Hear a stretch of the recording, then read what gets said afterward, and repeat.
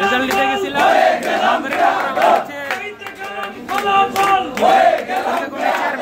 সে আমাদেরকে বলতেছে যে তোমরা কি করবে করো, এখন এখানে যদি ফোন দিই তাহলে তোমরা এখান থেকে বের হতে পারো।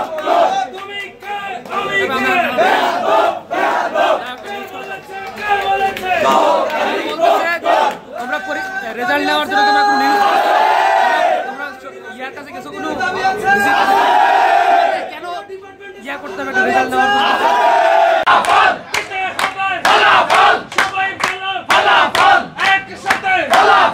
আমরা হচ্ছে আমাদের 3 মাস পার হয়ে গেছে, আমাদের পরীক্ষার রেজাল্ট হচ্ছে না। এই হিসাবে আমরা হচ্ছে পরীক্ষা কমিটির যে চেয়ারম্যান তার কাছে আমরা গেছিলাম সবাই মিলে। সেখানে যাওয়ার পরে আমরা আলোচনার মধ্যে ছিলাম, তখন আমাদেরকে বলতেছে যে মানে এক পর্যায়ে আমাদেরকে হুমকি দেওয়া শুরু করলো যে আমরা রেজাল্ট দেবো না, তোমরা কী করবা, তোমাদের যা করার আছে তাই করো। আর এবং হচ্ছে আমাদেরকে বলতেছে যে আমাদেরকে নাকি নিউজ করে হচ্ছে রেজাল্ট নিতে হবে। এইটা কেমন ধরনের তাদের ইয়া।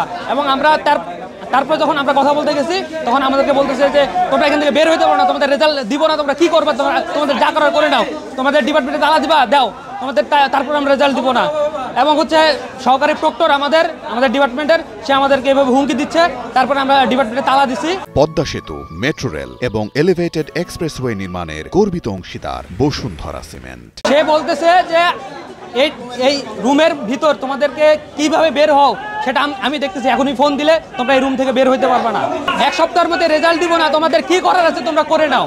কারণ হচ্ছে যে আমরা অডিয়েন্সের নিয়ম অনুযায়ী 1 মাসের মধ্যে রেজাল্ট দেওয়া উচিত, সেখানে 3 মাস হয়ে গেছে।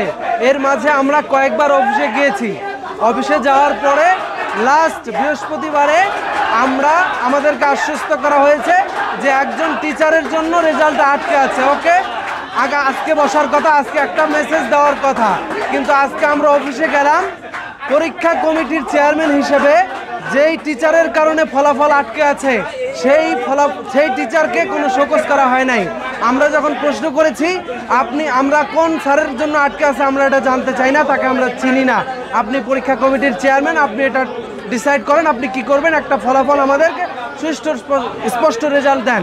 কিন্তু তিনি ওই টিচারকেও কোনো শোকজ করে নাই, উল্টা আমাদের উপরে তিনি খেপে গেছেন। তিনি আমাদের উপরে 3 ধরনের রিয়্যাক্ট করেছেন। প্রথমত তিনি বলেছেন যে অন্যান্য ডিপার্টমেন্টের রেজাল্টের কথা পেপারে আসে, তোমাদের রেজাল্টের কথা পেপারে আসে না কেন, তোমরা কি করতে পারলা, এটা পয়েন্ট নাম্বার 2।